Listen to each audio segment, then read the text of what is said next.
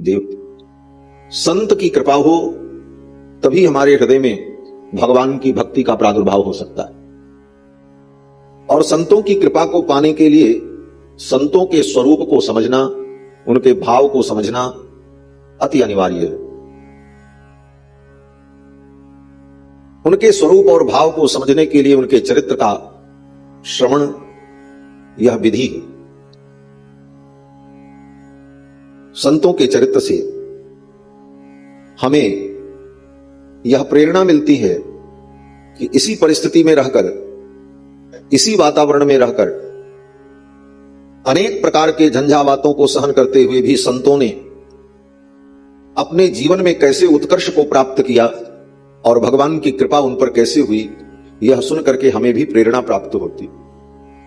यद्यपि भगवान का चरित्र परम महान है, भगवान के चरित्र में बड़ी बड़ी अद्भुत लीलाएं हैं, लेकिन भगवान के चरित्र को सुन करके कोई आश्चर्य नहीं होता। क्या आश्चर्य करे? कोई काम आश्चर्यचकित करने वाला हो तो सुन करके आश्चर्य हो। आप कहोगे प्रभु श्री राम ने समुद्र के ऊपर सेतु बना दिया, यह कम आश्चर्य है? बोले विचार करो तो यह भी कोई बहुत बड़ा आश्चर्य नहीं है। जो प्रभु श्री राम अपने संकल्प मात्र से अनंत अनंत ब्रह्मांड की उत्पत्ति और पालन संहार करने में समर्थ है, उनके लिए सेतु बनाना कौन बड़ा काम? इसमें क्या आश्चर्य? भगवान ने बड़े बड़े दुष्टों का संहार कर दिया। बोले जो सारी सृष्टि को और उन दुष्टों को उत्पन्न भी किए हुए हैं तो वो मार भी दें तो इसमें कौन बड़ी बात है? इसलिए भगवान की सभी लीलाओं को सुन करके कोई बहुत बड़ा आश्चर्य नहीं होता। हां, आश्चर्य उसे लगता है जब सुनने वाले का दृष्टिकोण यह होता है कि भगवान भी सामान्य जन के समान हैं, फिर उन्होंने ऐसा कार्य कैसे किया। लेकिन यह दृष्टिकोण होने पर फिर अविश्वास भी उत्पन्न हो जाता है कि ऐसा कैसे हो सकता है, ऐसा कैसे संभव है। तो भगवान को एक मानव की दृष्टि से, एक नर की दृष्टि से देखने वालों के लिए तो कुछ आश्चर्य हो भी सकता है, लेकिन जो भगवान के परत्व को जानकर भगवत दृष्टि से उनके चरित्र को श्रवण करता है उसके लिए कोई आश्चर्य नहीं। लेकिन भक्तों का चरित्र जब हम सुनते हैं तो आश्चर्य होता। इसी परिस्थिति में और इसी माया के थपेड़े में रहकर, अनेक प्रकार के उत्पात उपद्रव में रह करके फिर भी भगवान के भजन से अपने जीवन में कैसे उत्कर्ष प्राप्त किया, यह प्रेरणा हमें मिलती। इन्हीं चरित्रों का वर्णन श्री नाभादास जी महाराज ने भक्तमाल ग्रंथ में किया। ये भक्तमाल ग्रंथ भक्ति के पांचों स्वरूप का वर्णन करने वाला है। पांच स्वरूप: सख्य भाव, दास्य भाव, शांत भाव और श्रृंगार भाव और वात्सल्य भाव। भगवान का भजन भक्तजन इन पांच भावों से करते हैं। किसी का भाव भगवान के प्रति वात्सल्य का होता है। भगवान लाला हैं, बालक हैं, इनको भूख लगती है, इनका दुलार करना चाहिए, इनका लाड करना चाहिए। जैसे श्री वल्लभाचार्य जी महाराज ने वात्सल्य भाव से भगवान की उपासना की, ये वात्सल्य भाव है। जैसे मां कौशल्या अपने लाला को वात्सल्य भाव से लाड प्यार दुलार करती हैं, तो भक्तों का यह भी भाव है, वात्सल्य भाव। श्रृंगार भाव, बोले श्रृंगार भाव जैसे गोपियों का है। गोपियां भगवान को अपना प्रियतम, प्राणधन और सर्वस्व समझती हैं। और सख्य भाव, इन पांचों भावों में सख्य भाव अत्यंत प्रिय भाव है, जिस भाव के विषय में स्वयं भगवान ने कहा कि जो मुझे सख्य भाव से भजता है मैं उसके दोष को कभी नहीं देखता। मित्र भावेन संप्राप्तम न त्यजेयम कथंचन। भगवान हमारे सखा हैं, मित्र हैं, ये भाव हो।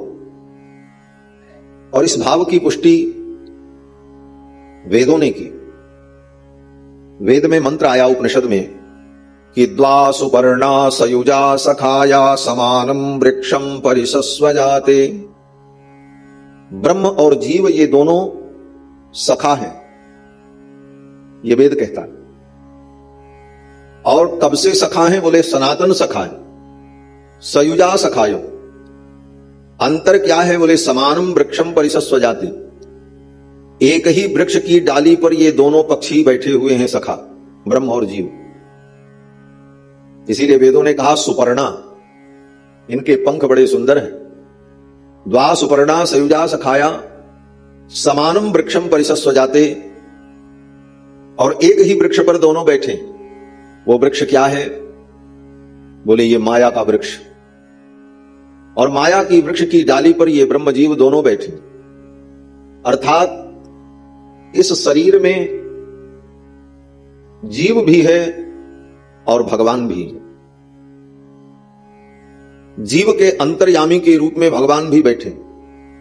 लेकिन अंतर यह है कि यह जीव रूपी पक्षी माया के वृक्ष पर बैठकर माया के फल का आस्वादन करने में लगा है। और ब्रह्म परमात्मा बोले वो माया के वृक्ष पर बैठा हुआ भी माया के फल और माया के विषय से दूर है। अनशनन अभिचाकसीति, वेदों ने कहा वो बिना कुछ खाए ही परम आनंद और शांति में, परमानंद में।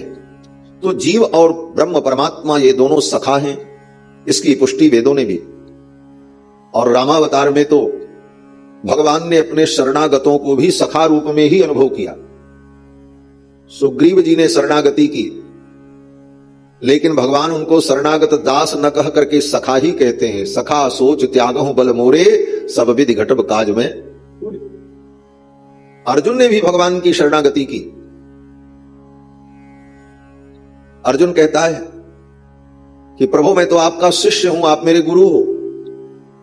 शिष्यस्तेहम साधिमाम त्वाम प्रपन्नम यत् श्रेयः स्यान् निश्चितम ब्रूहि, शिष्यस्तेहम साधिमाम त्वाम प्रपन्नम। हे भगवान मैं आपका शिष्य हूं और आपके शरणागत हूं। आप हमारे श्रेय का उपदेश करें, हमारा श्रेय कैसे होगा, मुझे श्रेय की प्राप्ति कैसे हो। लेकिन भगवान अर्जुन को अपना सखा ही मानते हैं। अर्जुन भी पहले सखा ही मानते थे, बाद में भी मानते रहे। लेकिन भगवान के वैभव और विभूति को देख करके थोड़ा ऐश्वर्य बोध होने पर दास भाव, शरणागत का भाव विशेष प्रकट हुआ। इसीलिए अर्जुन ने कहा महाराज हमने तो आपको सखा समझ करके आपके समकक्ष बैठना, आपके साथ खाना, एक बिस्तर पर सोना, ये सब हमने किया। सखेति मत्वा प्रसभम यदुक्तम, हे कृष्ण हे यादव हे सखेति। लेकिन अजानता महिमानम तवेदम, आपकी महिमा को न जान करके हम आपको सखा ही मानते रह गए। तो सख्य भाव भगवान को अति प्रिय है। कल की आरती में, भक्तमाल जी की आरती में आपने श्रवण किया, सख्य भाव अतिशय प्रभु प्यारा।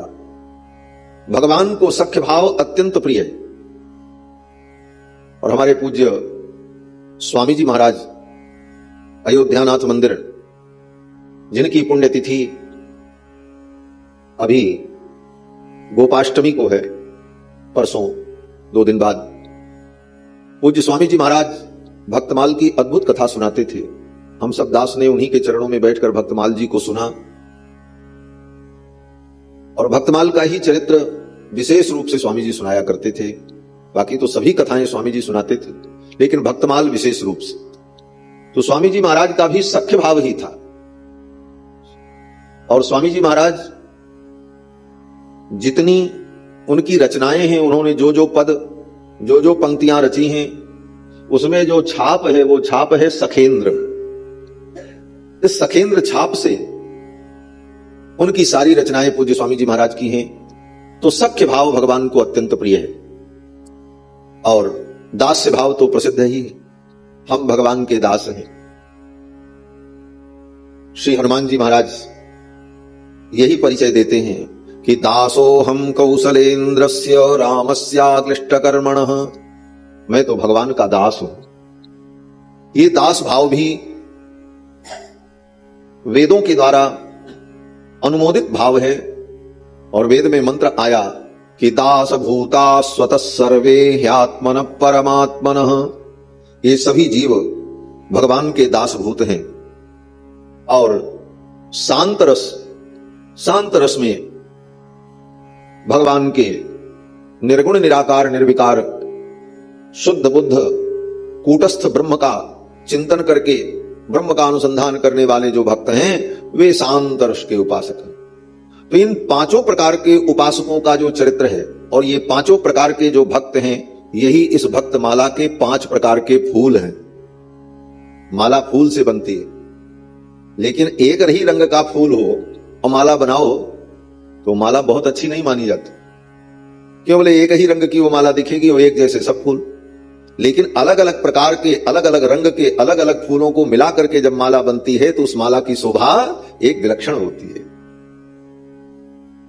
और ये 5 रंग के फूल जो 5 प्रकार के भक्त हैं, इन्हीं पुष्पों को, इन्हीं मणियों को गूंथ कर नाभादास जी ने ये माला बनाई, भक्त माला, भक्तों की माला।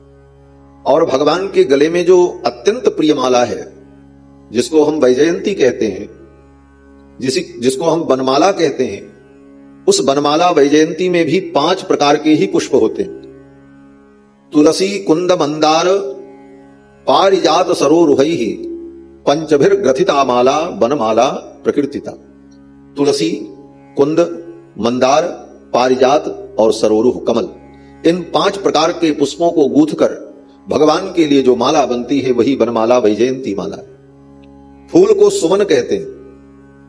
फूल का एक नाम है सुमन, पुष्प का नाम है सुमन। सुमन का मतलब यहां पर भावात्मक अर्थ यही है, सुमन का मतलब सुंदर मन। भगवान के चिंतन और भजन से जिनका मन सुमन हो गया, ऐसे भक्त ही वो 5 प्रकार के सुमन हैं जिनको मिलाकर, जिनके चरित्र को लेकर श्री नाभादास जी ने ये माला बनाई और भगवान को अर्पण किया। श्री प्रियादास जी महाराज ने इस भक्तमाल की टीका लिखी। भक्तमाल ग्रंथ तो ऐसे बहुत लघु ग्रंथ है, भाव की दृष्टि से बहुत गंभीर है, लेकिन आकर और स्वरूप की दृष्टि से बहुत छोटा है। मूल भक्तमाल तो मात्र 17 दोहा और 197 छप्पे छंद, कितने बिड़ी, छोटा सा गुटके में आ जाए। भक्तमाल ग्रंथ तो जो श्री नाभादास जी की रचना है, 17 दोहा और 197 छप्पे छंद। छप्पे छंद में जो पहली पंक्ति होती वही फिर अंतिम पंक्ति भी होती, 6 पंक्तियां पढ़ी जाती हैं उसमें। तो छप्पे छंद में श्री नाभादास जी महाराज ने इस ग्रंथ को लिखा। और श्री नाभादास जी महाराज के भगवत धाम प्रवेश के 100 वर्ष बाद श्री प्रियादास जी हुए। श्री चैतन्य कुटी के पूज्य महाराज श्री ने कितनी अद्भुत बात कही कि आज लोगों में भेद बुद्धि होती, ये उस संप्रदाय के हैं, ये उस संप्रदाय के हैं, ये उस संप्रदाय के। वैष्णव तो सब एक है।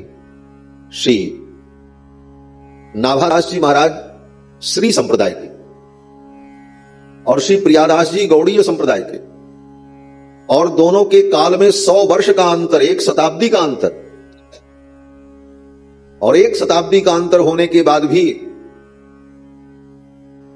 एक दिन श्री प्रियादास जी महाराज, भक्तों के बड़े प्रेमी प्रियादास जी महाराज बैठकर अपने आचार्य महाप्रभु श्री कृष्ण चैतन्य, श्री चैतन्य महाप्रभु का और ध्यान कर रहे थे।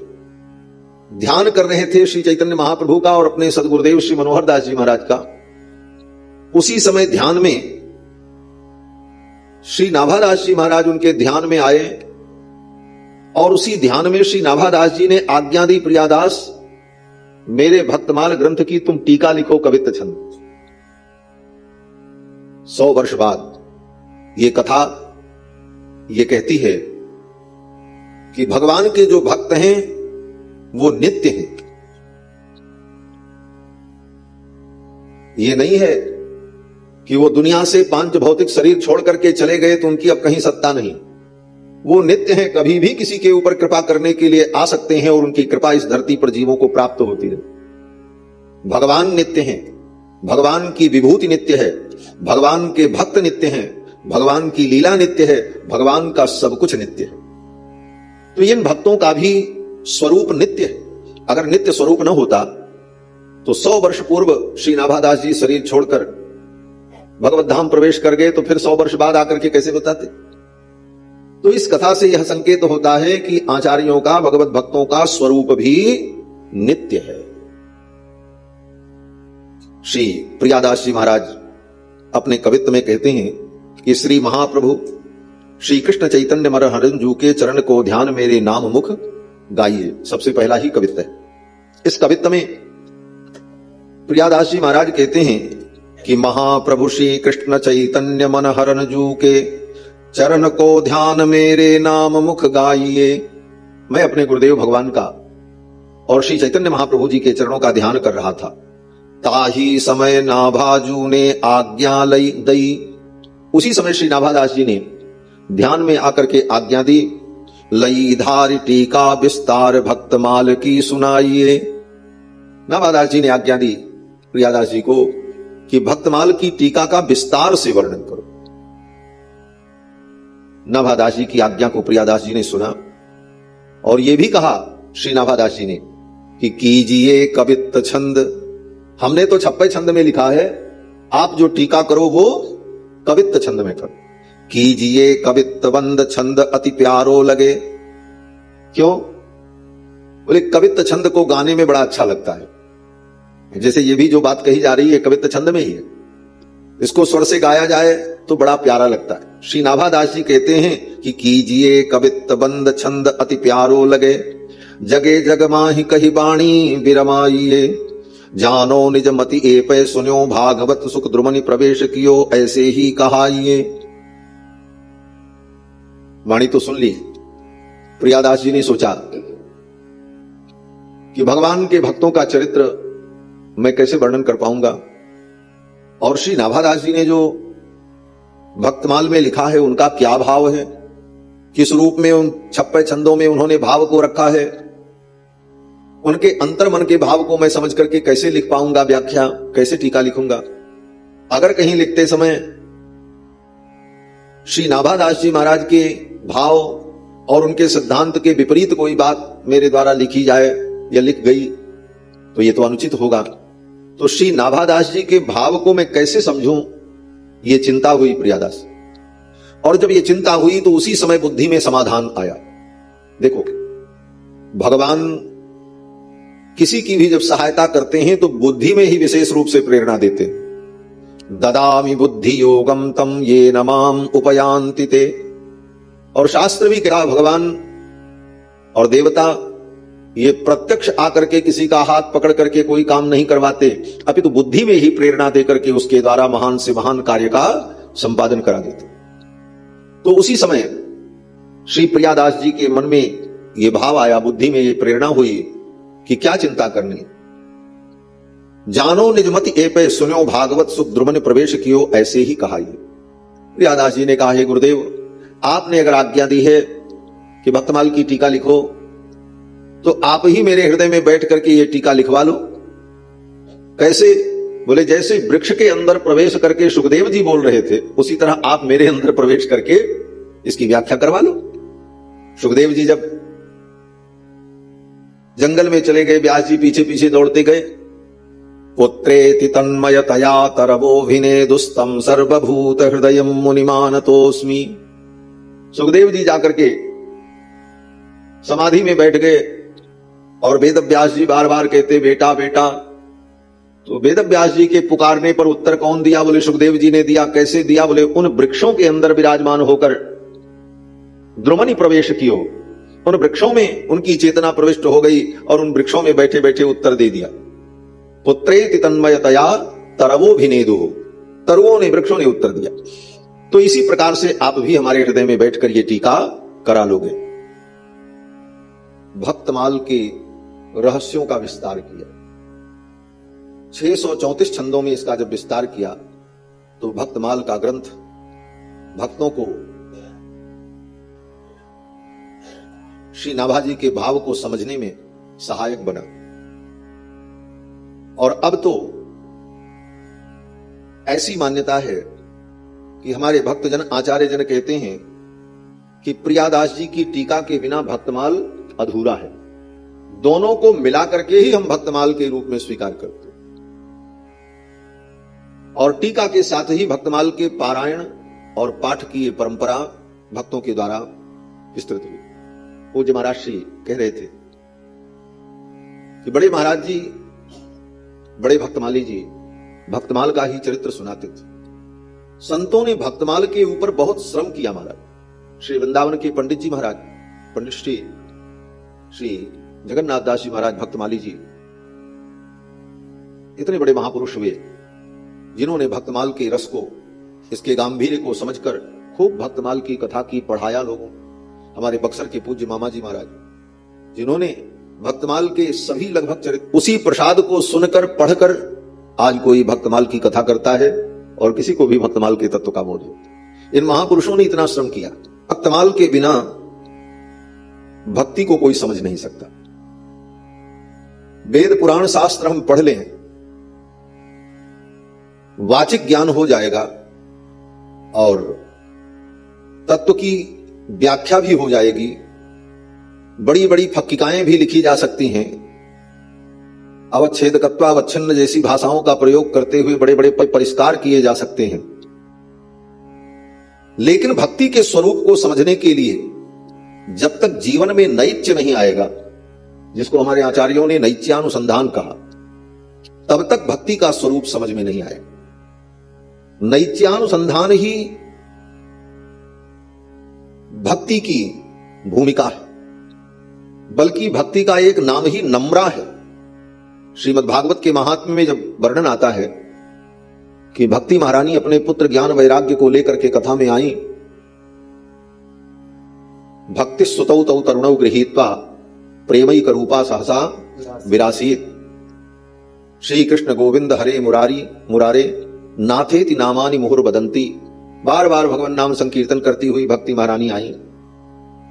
तो वहां पर प्रश्न किया कि ये भक्ति महारानी किधर से आई, कथम प्रविष्टा कथम आगतेयम, कहां से आई और किधर से आई, और आकर के मुनियों के बीच में प्रकट हो गई। सामने मुनि महात्मा बैठे थे, श्रोता के रूप में सनकादिक कथा सुना रहे थे। श्रोता वक्ता दोनों के बीच में, मुनियों के बीच में भक्ति महारानी पुत्र ज्ञान वैराग्य को लेकर के आ गई। तो लोगों ने पूछा कि कथम प्रविष्टा कथमागतेयम मध्ये मुनीनाम इति तर्कयन्तः, ये मुनियों के मध्य में कैसे आ गई? तो सनकादिकों ने उत्तर दिया, ऊचुक कुमाराः, सनकादिकों ने उत्तर दिया कि कथार्थतो निष्पतिताधुनीयम, इसी कथा से इनका अभी अभी प्रादुर्भाव हुआ है, ये कथा से प्रकट हुई है। फिर भक्ति महारानी ने सनकादिकों से कहा, महाराज मैं आ तो गई हूं, लेकिन मैं कहां बैठूं?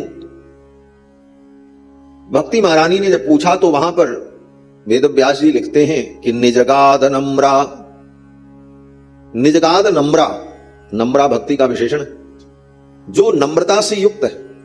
नम्रता ही भक्ति की विशेषता है। जितनी नम्रता हमारे जीवन में आ जाए तभी भक्ति हमारे हृदय में टिकेगी, तभी वो भक्ति का स्वरूप प्रकट होगा जीवन में। और विडंबना यही है कि सब कुछ आ जाता है, नम्रता ही नहीं आ पाती। विद्या आ जाती है, वैदुष्य आ जाता है, व्याख्यान करने का कौशल उत्पन्न हो जाता है, सब होता है,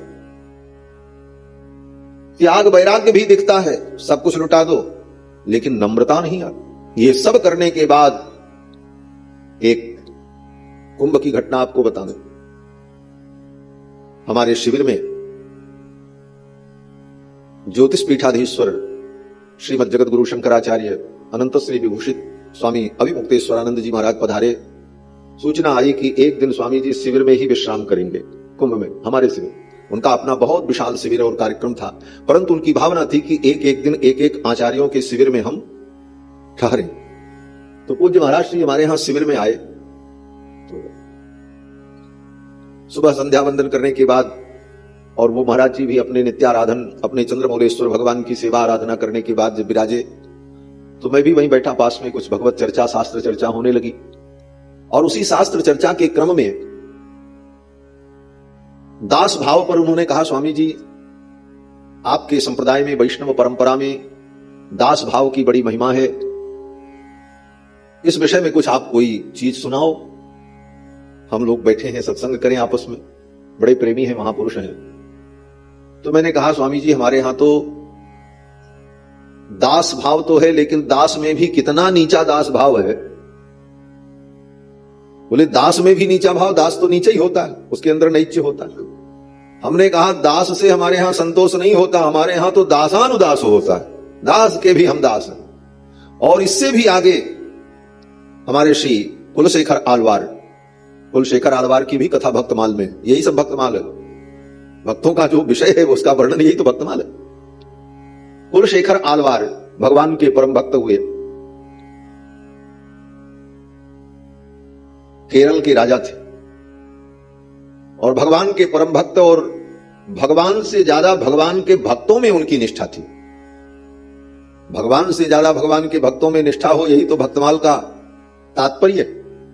भगवान के भक्तों में उनकी इतनी निष्ठा थी कि रोज तैयारी होती थी कि चलो श्री रंगनाथ भगवान का हम लोग दर्शन करके आए।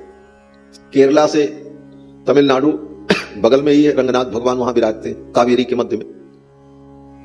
तो रोज महाराज घोषणा करते थे तैयारी करो, रथ सजाओ, उपहार वस्तुएं लेकर हम लोग चलें और भगवान का दर्शन करें।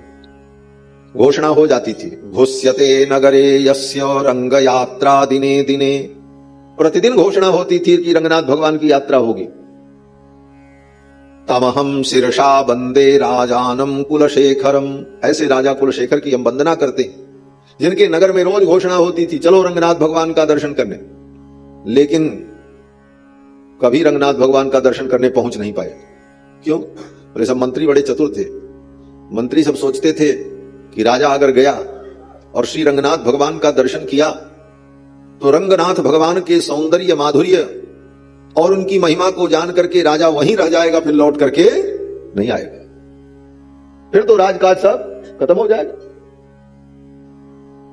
तो मंत्री लोग क्या करते थे? बोले मंत्रियों को मालूम था कि राजा की भगवान में परम भक्ति है, लेकिन भगवान के साथ साथ भगवान के भक्तों में राजा की विशेष निष्ठा थी। ये रहस्य वो सब मंत्री लोग जानते थे।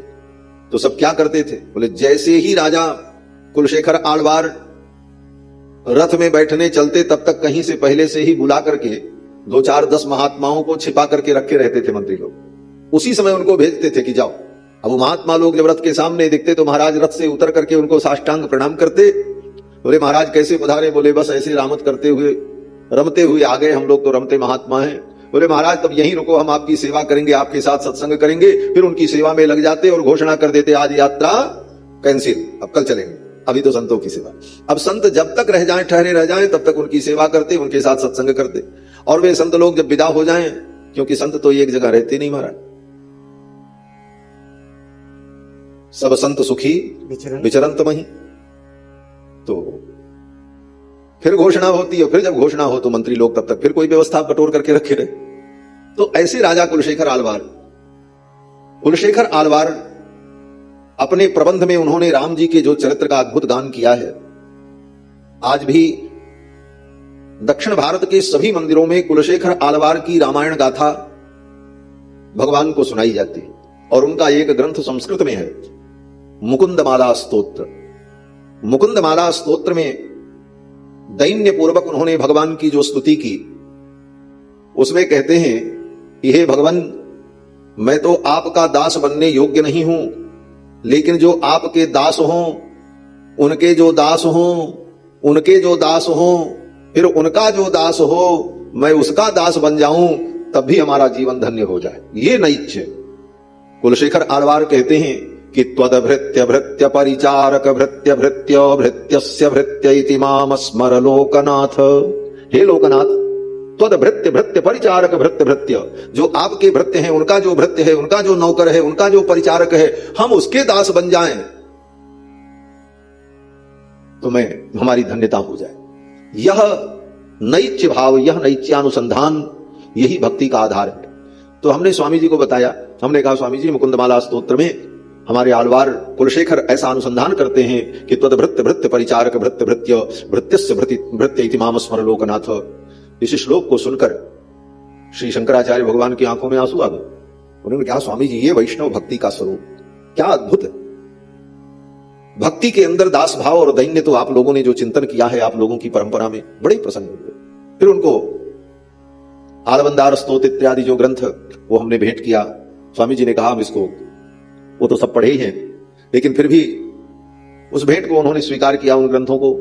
तो कहने का भाव कि ये दैन्य यही भक्ति का आधार है, और ये दैन्य जीवन में नहीं आ पाता, इसीलिए हमारे अंदर भक्ति सिद्ध नहीं हो पाती। देखा जाता है सबरी की भक्ति सिद्ध हो गई, केवट की भक्ति सिद्ध हो गई, और बड़े बड़े ऋषि मुनि जो वेद शास्त्र के ज्ञाता थे उनको भगवान को मिलने में विलंब हुआ। भगवान दंडकारण्य में पहुंचे तो सब ऋषि प्रतीक्षा कर रहे थे कि भगवान हमारे यहां आएंगे, हमारा विशेष महत्व होगा, हम वेदाचार्य हैं, हम बड़े विद्वान हैं, हम ज्ञानी हैं। लेकिन भगवान जब पहुंचे दंडकारण्य में तो लोगों से ये पूछ रहे थे सबरी कहां रहती। लोग भगवान को पूछ रहे थे और भगवान सबरी को पूछ रहे थे। श्री भक्तमाल में जब सबरी का चरित्र आया तो श्री भक्तमाल जी में सबरी के चरित्र में प्रियादास जी टीका में यही लिखते हैं, पूछ पूछी आए तहां सबरी स्थान जहां। भगवान पूछते पूछते आ रहे हैं सबरी कहां रहती, सबरी कहां रहती। सब भगवान का स्थान पूछ रहे हैं, भगवान कहां मिलेंगे, कहां मिलेंगे, और भगवान पूछ रहे हैं सबरी कहां मिलेंगे। कारण और इस सबरी के अंदर दैन्य है, विनम्रता है, नम्रता है। इसीलिए सबरी और केवट और बंदर भालू इनकी भक्ति सिद्ध और सफल देखी जाती। इस पर भी आचार्यों ने विचार किया। श्री लोकाचार्य स्वामी जी महाराज अपने श्री वचन भूषण ग्रंथ में कहते हैं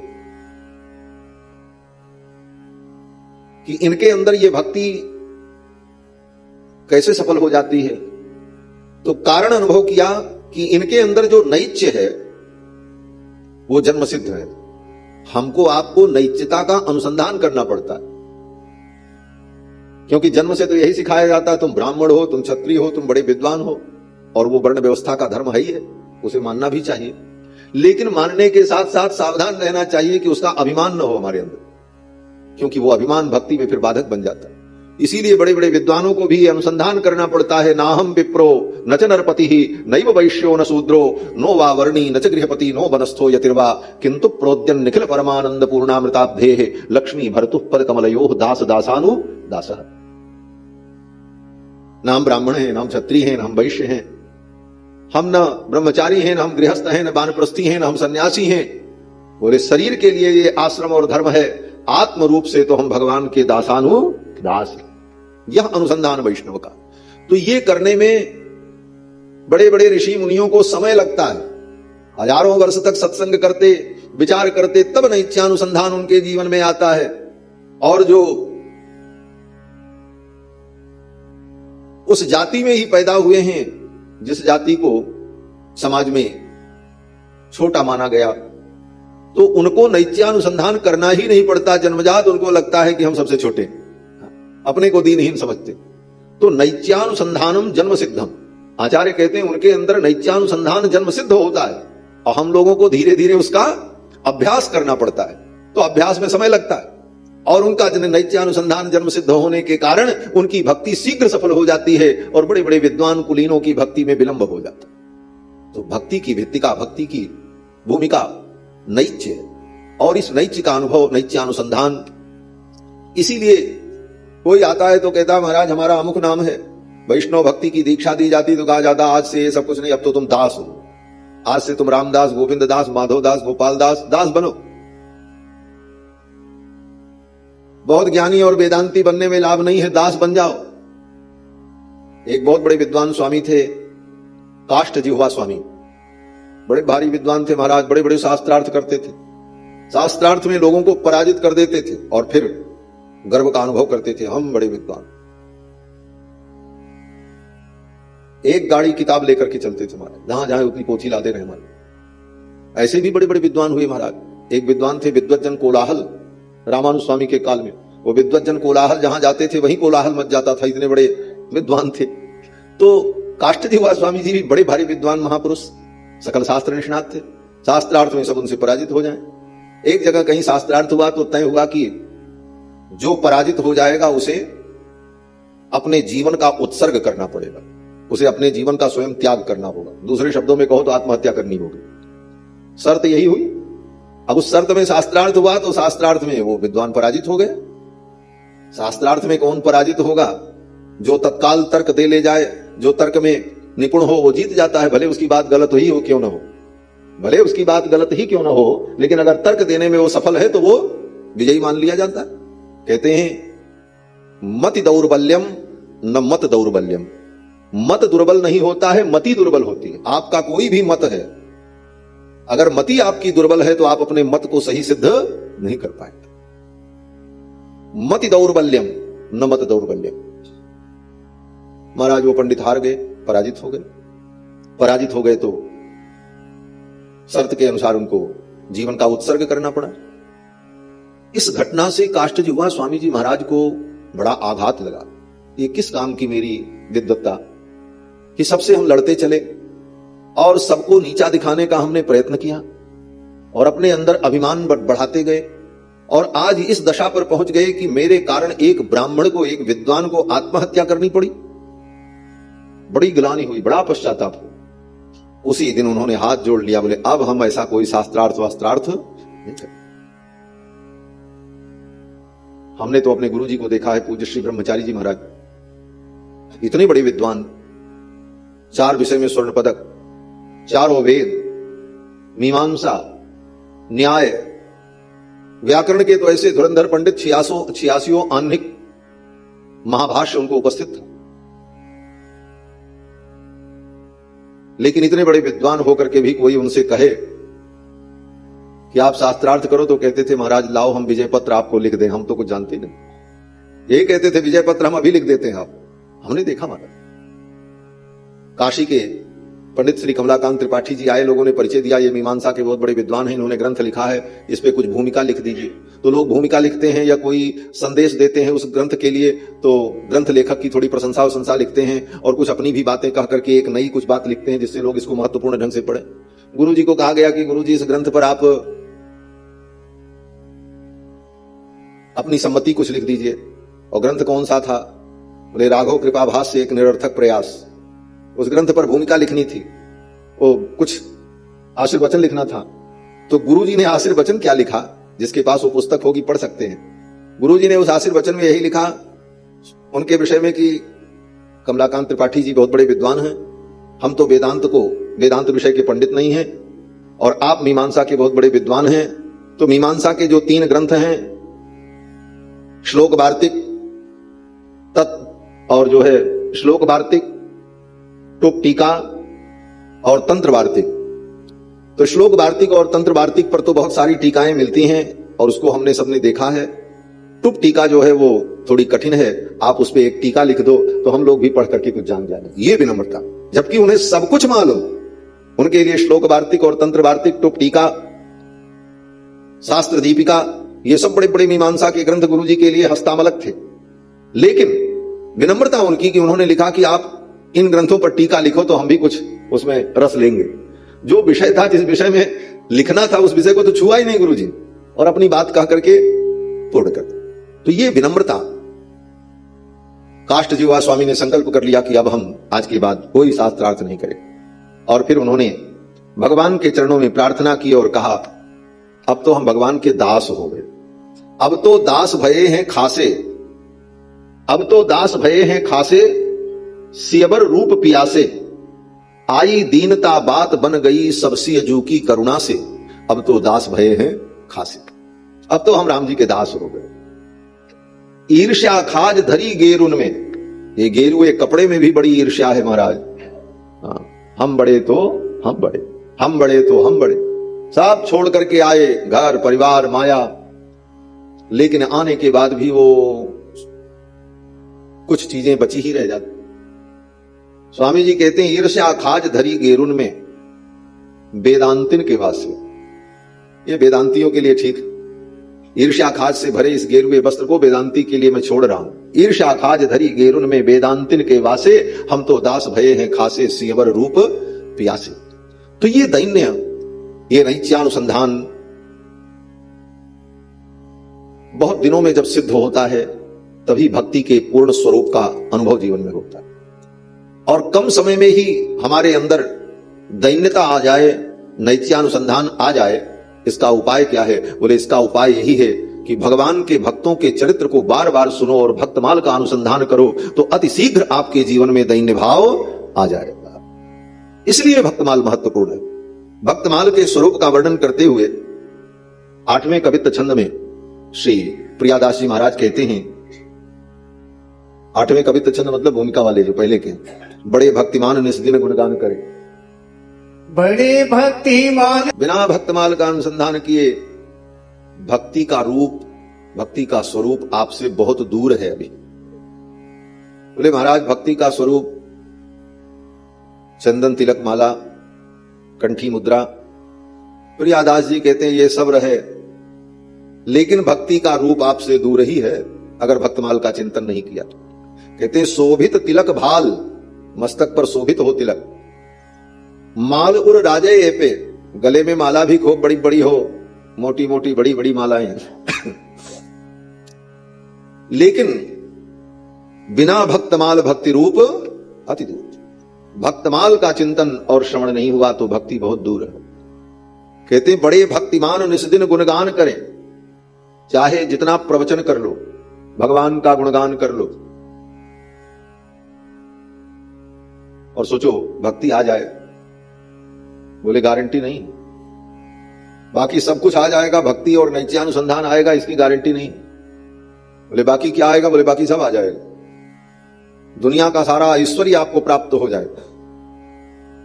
आज कितने लोग तो इसीलिए कथा व्यास बन जाते, हाँ कोनो दूसरा धंधा नहीं, ये बढ़िया काम है, बिना पूंजी का काम है, खूब बड़े